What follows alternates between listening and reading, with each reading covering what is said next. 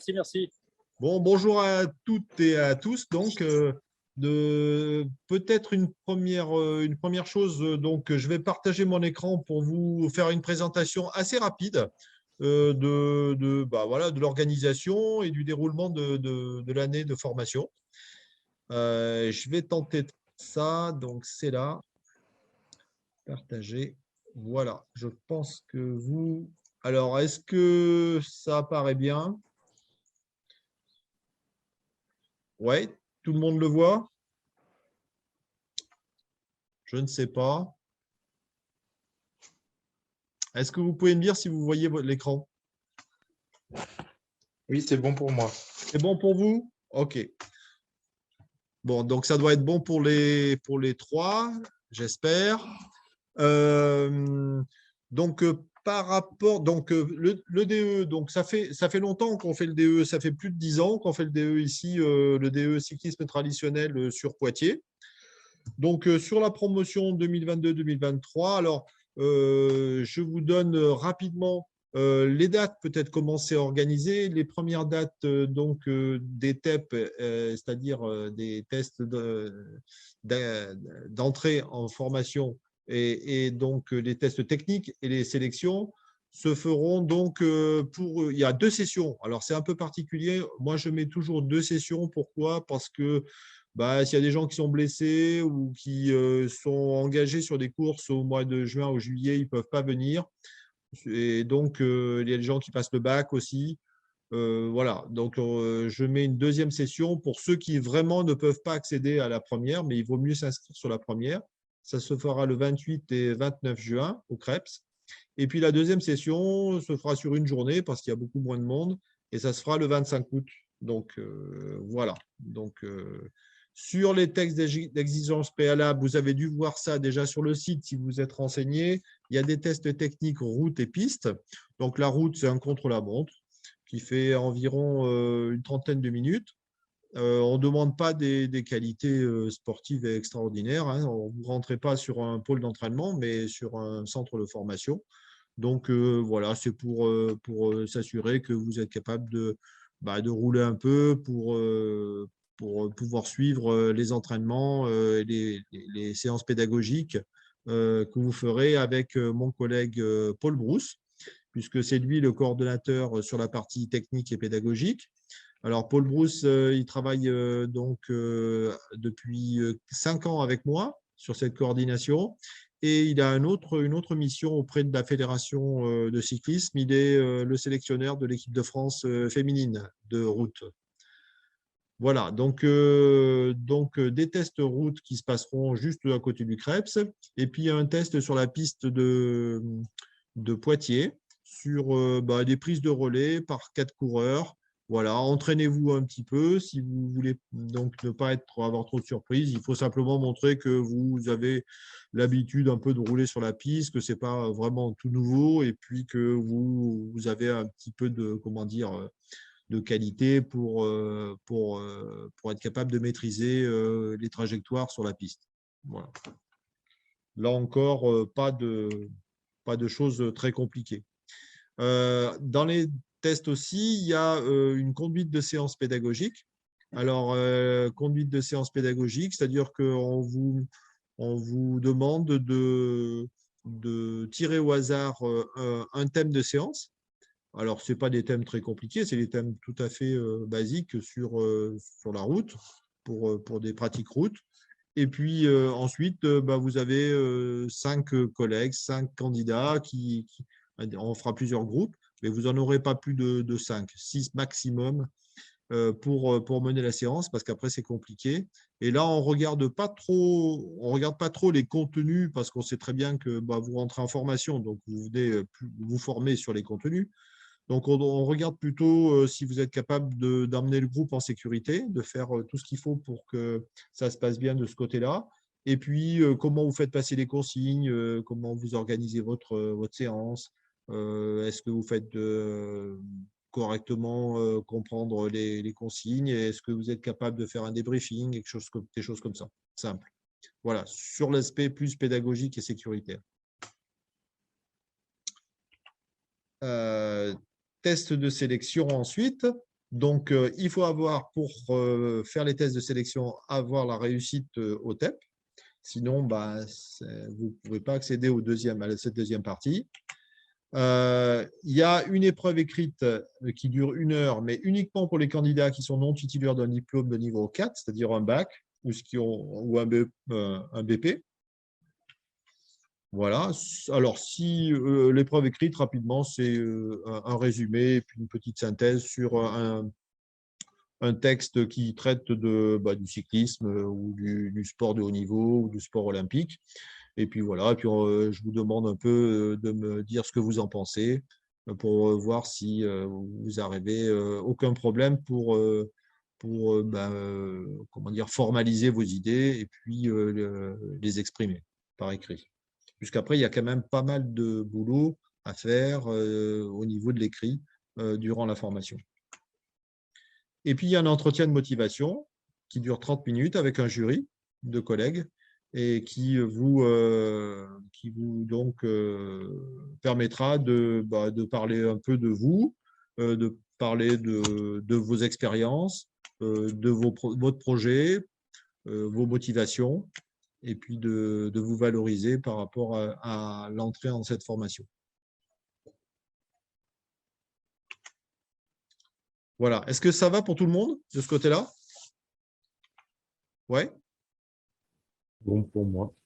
Oui. C'est clair pour moi aussi. Mathilde aussi, c'est bon? Oui, oui, c'est bon, mais je vois pas votre diapo qui défile. Je suis restée sur la première page. Ah, c'est bizarre. Les autres, vous le voyez? C'est pareil, moi aussi, je vois que la première page. Que la première Pareil. page. Bon, je vais rechanger. Et comme ça, c'est mieux? Non? Oui. Oui, là, c'est bon. Là, c'est bon. Ben, on va rester comme ça. Alors, en ce qui concerne la suite, ben voilà le dispositif d'alternance. Donc, on retrouve bien sûr vous au milieu, bien sûr, parce que vous allez bénéficier de cet ensemble-là. Et puis, il y a plusieurs séquences de travail. Il y a du travail en présentiel, c'est-à-dire chez nous, au CREPS, et du travail sur l'entreprise, sur une structure. Donc, il va falloir que vous trouviez une structure, si vous souhaitez rentrer, qui va vous accueillir. Donc, il y aura pas mal d'heures à faire sur cette entreprise. Et comme ça, vous allez être proche de la réalité avec comme personne ressource sur la structure, un tuteur. Alors, je dis sur la structure, ce n'est pas toujours le cas. Vous pouvez avoir des personnes ressources sur la structure, mais le tuteur peut être quelqu'un d'extérieur à la structure, peut être un cadre technique, peut être quelqu'un avec qui vous avez plutôt des affinités et qui a les compétences pour vous aider, surtout sur la mise en place de vos projets d'entraînement et projets de développement. Voilà. Donc, il faut déjà choisir quelqu'un que vous aimez bien, quoi. Voilà, avec qui vous avez des facilités pour prendre contact et puis pour échanger, et qui a des compétences, soit des compétences parce qu'il a un diplôme d'État déjà, un BE2, donc un BESAC, ou alors il a un BESAC, premier degré, mais avec au moins 3 ans d'expérience. Voilà, ça, c'est des textes qui nous obligent à ça. Vous m'arrêtez si vous avez des questions ou autres sur chaque diapo. Comme ça, c'est plus facile, comme vous n'êtes pas nombreux. Donc, les personnes ressources, eh ben, ça va être des personnes que vous allez pouvoir contacter, soit sur la structure des personnes qui sont des bénévoles, ou bien des cadres techniques qui sont employés par la structure. Donc, voilà en ce qui concerne donc, le travail en entreprise. Il y aura, sur le travail en entreprise, on en reviendra après, mais on vous donnera bien sûr un guide pour le contenu sur ce travail-là à réaliser en structure. Et puis, il y a une partie en travail à distance, en FOAD. Donc là, ça c'est avec Paul, on vous donnera du travail à faire, à préparer. Alors, c'est du travail qui souvent comment dire, est à faire avant de venir sur les semaines au CREPS. Et donc, ça prépare un petit peu tout ça. Il y a du travail qui nous permet aussi après de vous demander d'exposer des thèmes particuliers, de réfléchir sur des thèmes d'entraînement, sur des outils d'entraînement, d'évaluation, etc. Mais c'est toujours des choses qui préparent des interventions qui se font chez nous après. Voilà. Il y a ici, donc il y a une alternance de semaines entre les deux puisque la formation, je vais vous le dire plus loin, mais se fait sur toute l'année, donc 2022, 2021, 2022, pour celle-là. Et donc, enfin non, 2022-2023, pardon. Et donc, il y aura des semaines qui se feront chez nous et des semaines en entreprise. Vous aurez un emploi du temps qui sera déterminé en début d'année, en début de formation, et qui ne changera jamais, à moins de vraiment de choses extraordinaires, mais sinon, non. Même pendant les problèmes de pandémie, on faisait en visio ou on se débrouillait, mais on n'a pas changé les dates de formation. Parce qu'après, ça bouleverse trop de choses. Et puis ici, il y a les intervenants et les formateurs. Alors, les intervenants, sur notre formation, bon, c'est moi qui ai un peu poussé à ça et Paul est aussi d'accord. On est parti pour essayer de vous faire rencontrer un maximum de spécialistes et de professionnels du cyclisme. Donc, la liste est longue. Chaque année, il y a entre 40 et 50 personnes qui interviennent sur la formation. Donc, ça passe par, bien sûr, des entraîneurs nationaux, des préparateurs physiques, des gens qui font de la prépa mentale, du coaching, qui font la partie plus physio, de la nutrition, de la micronutrition, la musculation, des directeurs sportifs, d'équipes professionnelles, de DN1. Vous allez voir passer aussi tous les cadres techniques de la fédération. Ça va du président, le DTN, le responsable de recherche et performance, les responsables de développement, etc. Donc, tous les entraîneurs de piste, endurance, vitesse, de route, l'entraîneur national de cyclocross, François Trarieux, qui vient souvent. Bon, voilà. Je ne peux pas tous vous les citer parce qu'ils sont très nombreux. Donc, je vous dis une quarantaine de personnes, même peut-être plus.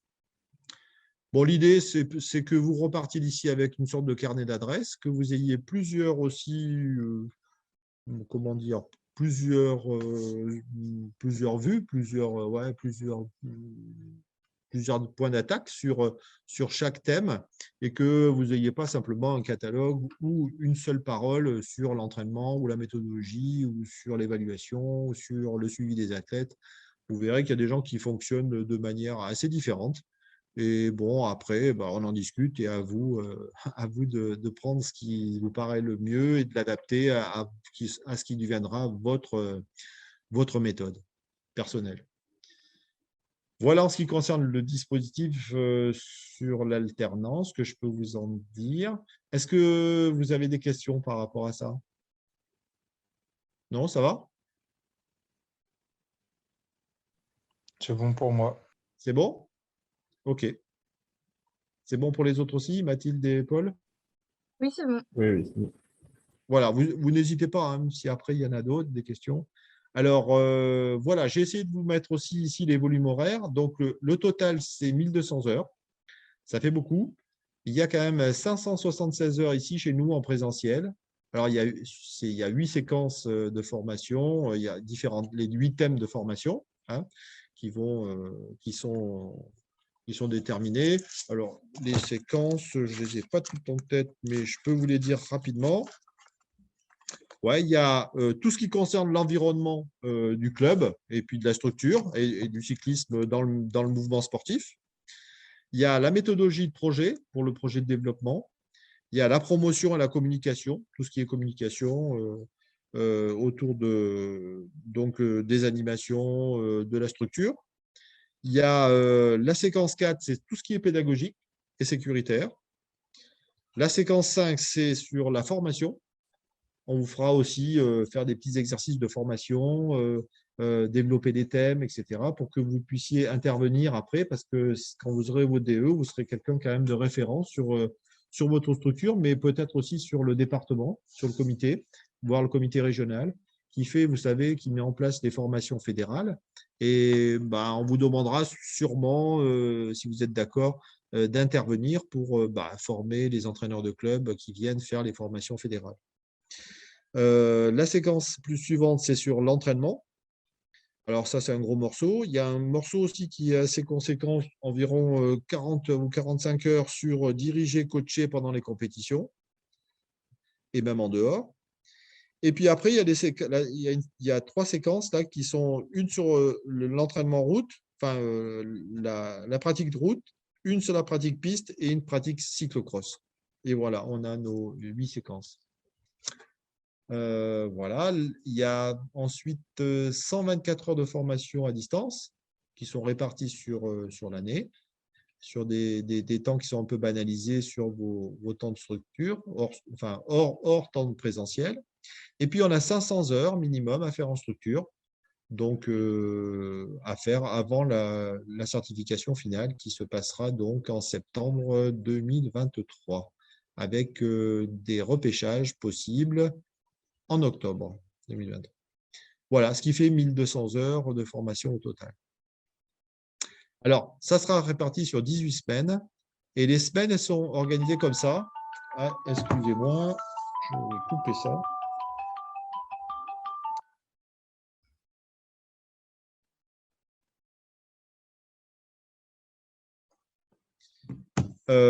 Voilà, excusez-moi. Donc, 18 semaines.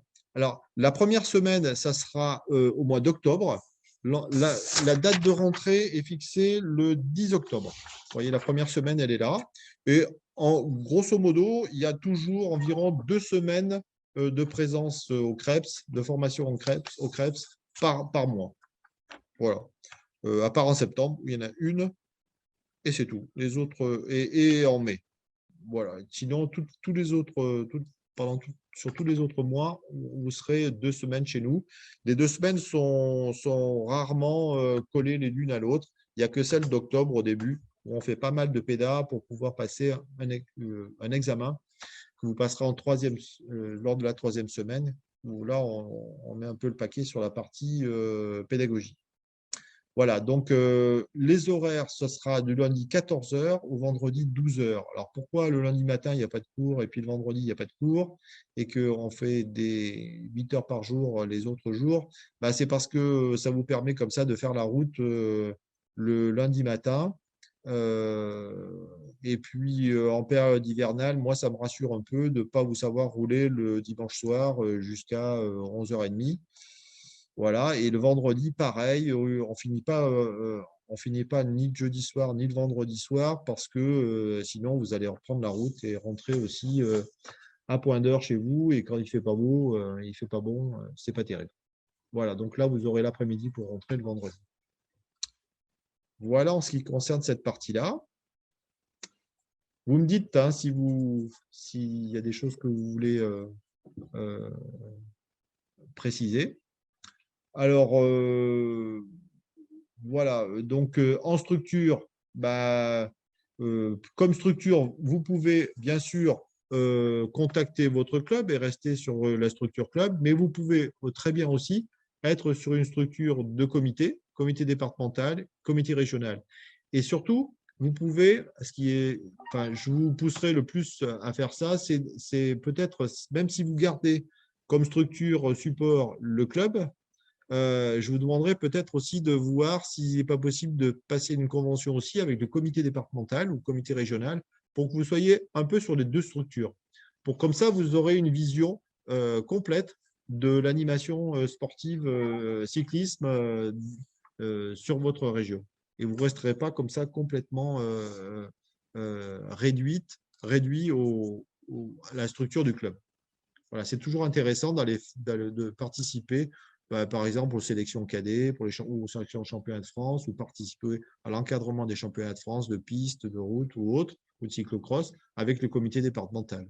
Ça fait comme ça, vous allez être intégré aux équipes techniques régionales et départementales, et vous allez connaître plein de gens. Et si après, il y a des postes, par exemple, qui se libèrent sur la région ou sur le département ou dans un autre club, on vous connaîtra et vous aurez plus de chances, si vous postulez, si ça vous intéresse, d'avoir le poste. Voilà. Voilà, rôle du tuteur et des personnes ressources, ça on en a parlé, ça c'est super important de faire le bon choix ici, parce que si vous prenez un tuteur qui est plutôt absent, que vous ne pouvez pas contacter, ou ça ne va pas vous aider beaucoup et vous en aurez besoin. Et puis les conventions d'alternance, donc ça c'est nous qui nous organisons avec les structures. Une fois que vous allez nous donner les informations, on va regarder si le tuteur, c'est recevable, s'il a les compétences et les diplômes, et puis si avec la structure, si ça marche aussi, là où les structures, et le CREP se passera une convention pour bien que ça soit clair concernant cette alternance, sachant que donc la structure d'alternance, elle fait partie intégrante de la formation. Donc, vous n'êtes pas un employé à coût réduit ou à qui on fait faire tout et tout ce qu'on veut et même ce qu'il ne veut pas. Non, vous êtes en formation même quand vous êtes sur la structure. Donc, il faudra que les gens de la structure comprennent bien ça et la convention est là pour le clarifier. Voilà pour ça. Les semaines de formation extérieure à thème. Donc, il y a une particularité là sur notre formation, c'est qu'il y a 3 semaines sur les 18 semaines de formation. Vous en allez avoir 3 et peut-être 4, on ne sait pas, mais sûrement 3 en tout cas, c'est sûr, où elles ne se passeront pas au CREPS à Poitiers. Alors, c'est des semaines un peu à thème. La première, ça sera, c'est peut-être pas la bonne, mais si on prend le calendrier, la première que vous allez faire, puisque maintenant celle de la fédération, on l'a fait un peu plus tard, mais la première, ça sera sur le site des championnats de France de cyclocross. Donc, voilà, on va chaque année sur le site des championnats, on y reste une semaine, on rencontre l'organisateur, les entraîneurs nationaux, des cadres techniques, des coureurs, et puis vous faites un travail avec Paul sur le suivi de coureurs, la préparation de course, il y a de l'observation à faire, il y a des prises de chrono à prendre, essayer de voir comment les gens, quelles stratégies certains coureurs ont pris en compte, ont mis en place. Voilà, il y a tout un travail qui est fait sur cette semaine-là sur le site des championnats de France de cyclocross. Alors, la semaine après, c'est celle de la Fédération française de cyclisme à Saint-Quentin-en-Yvelines. Donc, ça, c'est moi qui ai un peu mis ça en place il y a pas mal de temps avec les collègues du siège pour que vous puissiez une fois au moins, parce que il y en a certains, ils n'auront plus l'occasion après, mais de rentrer à la fédération, de voir comment une direction technique s'organise, de rencontrer le DTN de la fédération, les cadres techniques nationaux, de rencontrer les sélectionneurs pour certains, le site avec Saint-Quentin et le Vélodrome, et puis aussi les élus. Donc, les élus, dont le président de la fédération, qui à chaque fois fait une intervention qui est super intéressante sur la politique fédérale. Donc voilà, il y aura une année, vous aurez l'occasion de rouler sur le Vélodrome, de voir les équipes de France et les coureurs et les jeunes filles du Pôle France, piste et vitesse, sprint. Donc voilà, une semaine bien remplie. Donc là, les stagiaires de cette promotion, ils vont partir là-bas lundi. Donc, vous voyez, ça passe à cette période-là. Et puis, en mai-juin, on passe une semaine à Bourges, où là, on fait que de la piste sur le Vélodrome. On est logé au Crêpes de Bourges. Et donc, on rencontre les entraîneurs nationaux de piste, toutes les disciplines. Sprint, endurance, voilà. Et puis des préparateurs physiques aussi. Il y a un collègue, un spécialiste de la piste qui vient avec nous aussi de Poitiers. Donc, vous faites pas mal de pédapiste et ça fait aussi une belle semaine là aussi. Voilà. Et la quatrième dont je vous parlais, que je n'ai pas noté, c'est on essaie toujours de la mettre en place, mais c'est souvent compliqué avec des histoires de Covid. Là, ça nous a mis le bazar. On n'a pas pu le faire pendant 2 ans. C'est essayer d'aller passer quelques jours, voire une semaine, auprès d'une équipe professionnelle. Et là, on est très près, on a des contacts avec Total Energy et Vendée. Donc voilà, voir comment ces équipes fonctionnent, comment elles sont organisées. Donc on irait directement aux Essarts et être logé là-bas et rencontrer tout le monde. Le directeur sportif, les managers, les entraîneurs, les préparateurs physiques, les gens qui font la logistique, etc. Et tout le staff technique d'une équipe pro. Voilà en ce qui concerne les semaines de formation extérieure. Pas de questions encore là? Non, ça va? Ouais, C'est bon? C'est bon? Ouais. Alors, il ne faut pas vous inquiéter sur toute l'organisation logistique et tout ça. C'est moi qui m'occupe de tout. On réserve tout. Et sur les coûts, on essaie de maintenir le même coût. C'est comme si vous étiez au Crêpes, quoi. Voilà. Donc, là-dessus, vous n'aurez pas d'organisation particulière à faire. Tout sera prêt et fait par le Crêpes. Sur les évaluations, des exigences préalables à la mise en situation pédagogique. Alors, vous allez commencer votre formation au mois d'octobre, si vous rentrez. Et donc, il y a 2 semaines au mois d'octobre. Et ensuite, il y aura une semaine en mois de novembre, qui se fera du 14 au 18. Et là, vous aurez une épreuve de pédagogie à passer avec un groupe de pratiquants. Souvent, c'est le groupe de stagiaires. Et là, il faudra valider cette séquence en faisant une bonne séance. Il y aura un jury extérieur, bien sûr. Nous, avec Paul, on ne sera jamais votre jury. Il y aura un jury de spécialistes. Et donc, on vous demandera sur un peu les mêmes thèmes que vous allez traiter lors des sélections d'entrée. On vous demandera de faire, de mettre en œuvre une séquence pédagogique. Alors là encore, on notera plus le savoir-être que le savoir-faire.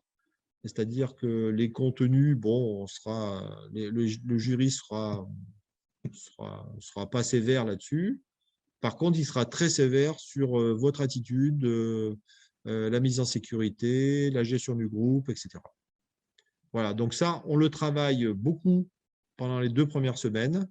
Donc, il ne faut pas avoir trop d'inquiétude là-dessus. En général, ça se passe bien. Et s'il y a par hasard un petit problème et que ça ne passe pas pour certains, on fait un rattrapage la semaine qui débute fin novembre et qui va jusqu'au début décembre. Voilà. Donc, on refera un rattrapage derrière. Mais ce qu'il faut savoir quand même, c'est que ces exigences préalables, c'est des exigences. Ça veut dire que là, l'échec n'est pas envisageable. Parce que si vous n'obtenez pas donc, cet examen au niveau PEDA, vous ne pouvez plus continuer à suivre la formation. Donc il faut impérativement l'avoir. Et bon, en général, tout le monde l'a. Même tout le temps, tout le monde l'a. Même si on doit y passer du temps, on prépare tout le monde. Voilà. Sont dispensés les gens qui ont déjà le BESAC et un BP, activité du cyclisme. Est-ce que c'est le cas pour un d'entre vous? Non? Moi, j'ai un BPGEPS APT. Tu as, Mathilde? J'ai un BPGEPS APT. APT, ouais, ça ne va pas le faire. OK. Bon. Il faut que ça soit activité du cyclisme. Bien sûr, parce qu'on te demande là de faire une épreuve cyclisme. Donc, même si en APT, tu peux avoir fait quelque chose, tu peux avoir fait un peu de formation d'animation vélo. Je ne sais pas si ça a été le cas. Si, j'avais un stage dans une structure de cyclisme. Ah, d'accord. Ben voilà. Donc pour ça, coincé, il faudra, je regarde un peu parce qu'il y a une nouvelle grille qui est sortie, mais TEP, PMSP, non, il n'y a que non, il n'y a que le BPGEPS, activité du cyclisme. Ouais. Non, il n'y a que ça. Tu n'as pas eu une unité capitalisable complémentaire en cyclisme traditionnel quand tu as passé ton BPGEPS? Non. Non. Ok. Bon, ben. Et est-ce que certains ont un diplôme d'entraîneur expert? Non. C'est un diplôme fédéral. Paul et David, non? Moi, je suis en train de passer l'éducateur fédéral, mais Ah, pas l'entraîneur pour l'instant. Et voilà. là, je Bon, crois que c'est après l'entrée en formation. d'accord. Donc, le diplôme entraîneur, il t'aurait permis de. Voilà, il permet aussi d'être dispensé. Non, mais c'est pas un gros problème. Vous verrez, si vous rentrez en formation, il n'y aura pas de souci. Rapidement sur les épreuves certificatives, pour finir. Donc, il y a l'unité capitalisable. Alors, il faut avoir tous les EUC, toutes les unités capitalisables. Il y en a 4. La première, c'est la conception du projet d'action, c'est-à-dire il faut faire un dossier et il faut mettre en place un projet de développement sportif au sein de votre structure. Alors, on en reparlera sur le thème, quoi faire, etc. Ça dépend aussi des besoins de la structure, ça dépend de son développement, ça dépend de sa politique de développement. Donc, il faudra en discuter, vous en discuterez en interne avec votre président et vos élus. Et puis après, il y a des choses qui se décanteront en disant, voilà, ça serait bien qu'on accueille un peu plus de filles. Alors, si on avait une petite équipe cadette ou junior, ça serait bien. Ou alors, on a des équipes cadets et puis des équipes seniors, mais en junior, on perd tous les gamins. Donc, il faudrait peut-être essayer de faire cette jonction. Donc, il y a peut-être des choses à faire. Voilà. Enfin, je vous donne des exemples comme ça parce qu'on en a cette année. Et bon, il y a plein de choses possibles. Là, il n'y a pas de restriction. Donc, cette unité capitalisable, elle est jumelée au niveau des épreuves certificatives avec l'unité capitalisable 2 qui est de coordonner la mise en œuvre du projet d'action. Donc, on vous demandera de valider ce 1 et ce 2 en même temps. Et là, vous aurez à proposer un dossier écrit, papier, avec une soutenance orale et une présentation type PowerPoint pour présenter votre dossier. Donc, il y aura une présentation orale au départ d'une vingtaine de minutes.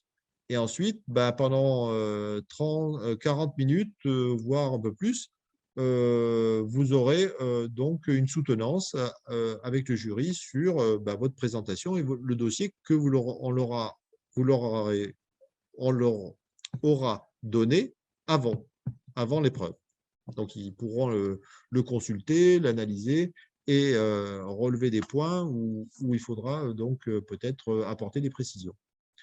Donc, ça se passera en septembre 2023 et on passe les 2 épreuves en même temps.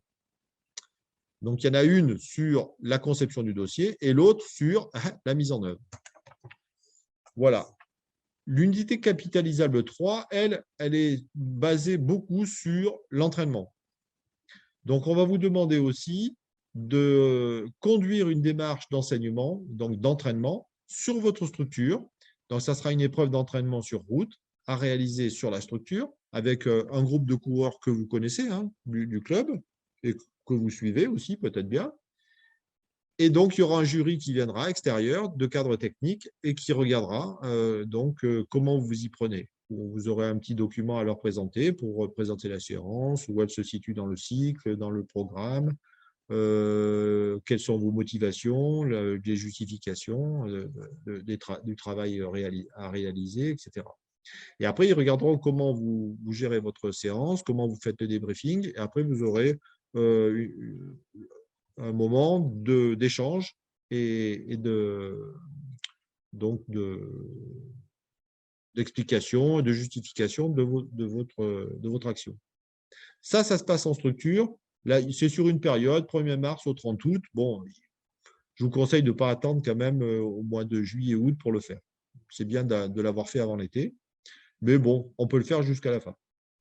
Et puis, il y a conduire une démarche d'entraînement. Donc, ça, c'est la deuxième épreuve.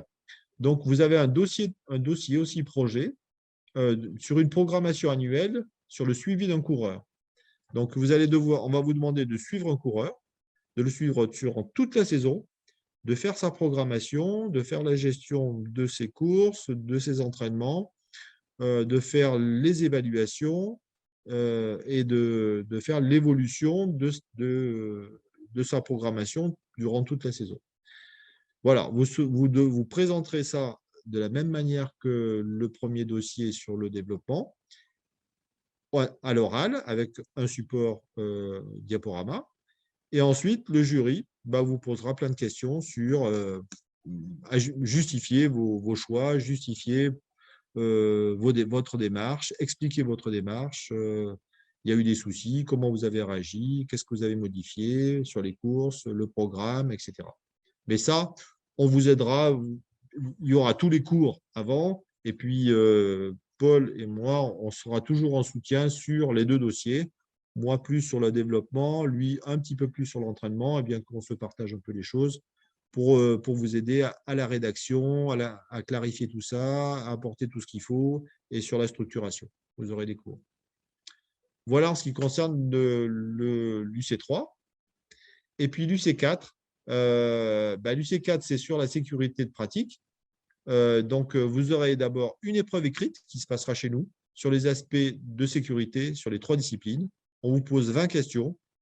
Il y a des choses à développer sur la mise en œuvre et la sécurité sur les 3 disciplines. Alors, c'est un écrit qui se fait durant une semaine de formation.